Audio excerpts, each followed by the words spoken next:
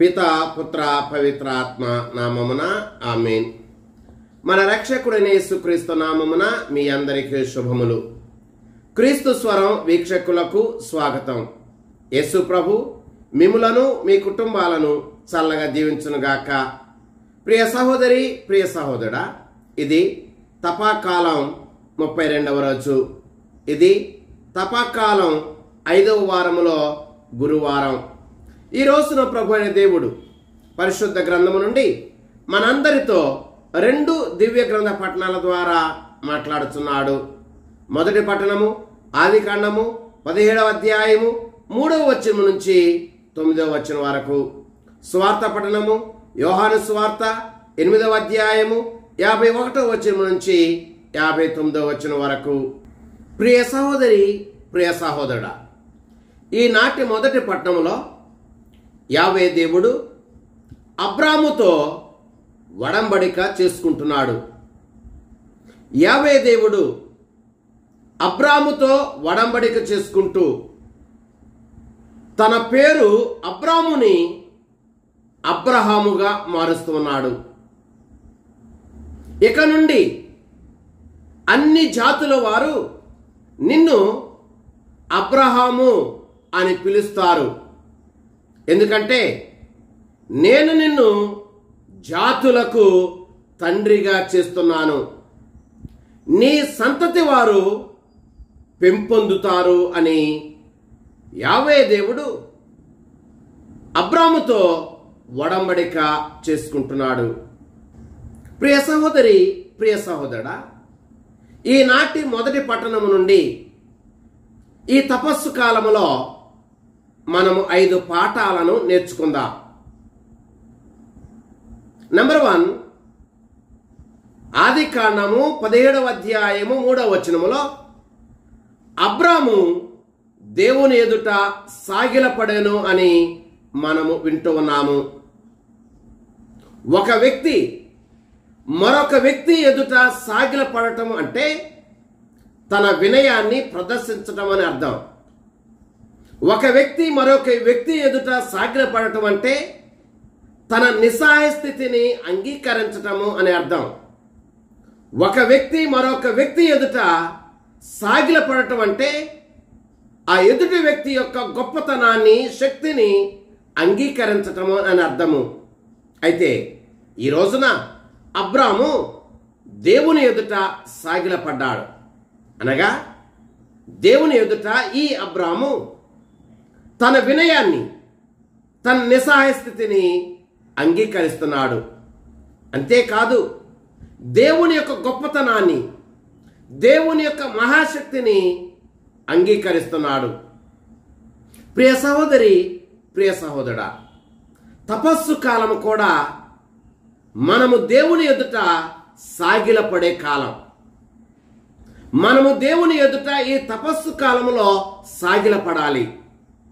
దేవుని ఎదుట సాగిలపడటం అంటే మన వినయాన్ని దేవుని ఎదుట ప్రదర్శించాలి. దేవుని ఎదుట మనం సాగిలపడటం అంటే దేవుని ఎదుట మన నిస్సహాయ స్థితిని ఒప్పుకోవాలి. దేవుని ఎదుట మనం సాగిలపడటం అంటే దేవుని యొక్క మహాశక్తిని, దేవుని యొక్క గొప్పతనాన్ని మనం అంగీకరించాలి. ఈ తపస్సు కాలములో మనం దేవుని ఎదుట సాగిలపడటం నేర్చుకుందాం. నెంబర్ 2,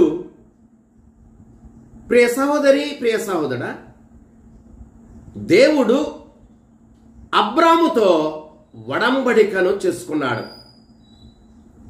ఈ తపస్సు కాలం కూడా మన బంధాలను దేవునితో నూతనీకరించుకునేటువంటి కాలం. ఈ తపస్సు కాలం మన ఇరుగు పొరుగు వారితో మనకున్నటువంటి బంధాలను నూతనీకరించుకుని సరిచేసుకునేటువంటి కాలం. ఈ బంధాలను అటు ఇరుగు పొరుగు వారితోనూ దేవునితోనూ నూతనీకరించుకుంటూ సరిచేసుకుంటూ మారు మనస్సు పొందవలసినటువంటి కాలం ఈ కాలం. కనుక దేవుడు అబ్రాహాముతో ఏ విధముగా అయితే వడంబడికను ఏర్పాటు చేసుకుని నేను నీ దేవుడను అని చెప్పాడో, దేవుణ్ణి మనము మన సొంత రక్షకుడిగా అంగీకరిస్తూ ఈ తపస్సు కాలంలో దేవునితోనూ మన పొరుగు వారితో ఉన్న బంధాన్ని నూతనీకరించుకొని సరిచేసుకుని మంచి బంధాలతో జీవించవలసిన కాలం ఈ తపస్సు కాలం. నెంబర్ 3, దేవుడు అబ్రాము అను పేరును అబ్రహాముగా మారుస్తూ ఉన్నాడు. అబ్రాము అను పేరును అబ్రహాముగా మార్చటం అనేటువంటిది అబ్రహాము జీవితంలో కలిగేటువంటి గొప్ప మార్పుకి ఇది ఒక సూచన, నిదర్శనం. ప్రియ సహోదరి, ప్రియ సహోదరుడా, తపస్సు కాలం అంటే మనలో ఒక క్రొత్త మార్పు, మంచి మార్పు వచ్చేటువంటి కాలం. మనలో మార్పు రావాలి. మనము మన పాత జీవితం నుండి రూపాంతరం చెందాలి. ఇది ఈ తపస్సు కాలంలో మనం చేసేటువంటి ఉపవాసాల వలన, ఈ తపస్సు కాలంలో మనం చేసేటువంటి ప్రార్థనల వలన, ఈ తపస్సు కాలంలో మనం చేసేటువంటి దాన ధర్మాల వలన, ఈ తపస్సు కాలంలో మనం చేసేటువంటి త్యాగాల వలన కలుగుతుంది. కనుక రూపాంతరం చెందుదాం, మార్పు చెంది కొత్త వ్యక్తులుగా దేవుని యందు మన విశ్వాసములో ముందుకు సాగుదాం. నెంబర్ 4, దేవుడు అబ్రహాముని తన ఎదుట నిష్కలంకముగా, విశ్వాసపాత్రముగా జీవించాలని కోరాడు. ప్రియ సహోదరి, ప్రియ సహోదరుడా, తపస్సు కాలం అంటే మన యొక్క క్రైస్తవ విశ్వాస ప్రయాణములో దేవుని ఎదుట నిష్కలంకముగా, దేవుని ఎదుట విశ్వాసపాత్రముగా జీవించటం అని అర్థము. మనము దేవుని ఎదుట నిష్కలంకముగా, దేవుని ఎదుట విశ్వాసపాత్రముగా జీవించటం మనం చేసే దాన ధర్మాల వలన, మనం చేసే త్యాగాల వలన, మనం చేసే ప్రార్థనల వలన, మనం చేసే ఉపవాసాల వలన అది మనకు సాధ్యమవుతుంది. కనుక మనము ఈ ఉపవాసాలను, ఈ ప్రార్థనలను, ఈ దాన ధర్మాలను, ఈ త్యాగాలను ఏదో ఒక అలవాటుగా, ఒక ఆచారముగా చేయక దేవుని యందు నిష్కలంకముగా జీవించడానికి, దేవుని ఎదుట విశ్వాసపాత్రముగా ముందుకు సాగటానికి ఇవి మనకు తోడ్పడాలి. ఆ ఉద్దేశాలతో మనము ముందుకు అడుగు వేయాలి. నెంబర్ 5, దేవుడు అబ్రహాముకి వాగ్దానం చేశాడు. తన సంతతిని ఆకాశమందలి నక్షత్రాల వలెను, సముద్ర తీరాన ఉన్నటువంటి ఇసుక రేణువుల వలె చేస్తాను అని అన్నాడు. దేవుడు చేసిన వాగ్దానాన్ని ఆ క్షణములో అప్పుడు అబ్రహాము చూడలా, అనుభవించలా, కానీ నమ్మాడు, నిరీక్షణతో ముందుకు సాగాడు. ప్రియ సహోదరి, ప్రియ సహోదరుడా, తపస్సు కాలం అంటే నిరీక్షణ కాలం. తపస్సు కాలం మనల్ని యేసు ప్రభు యొక్క పునరుత్థానానికి నడిపిస్తూ ఉంది.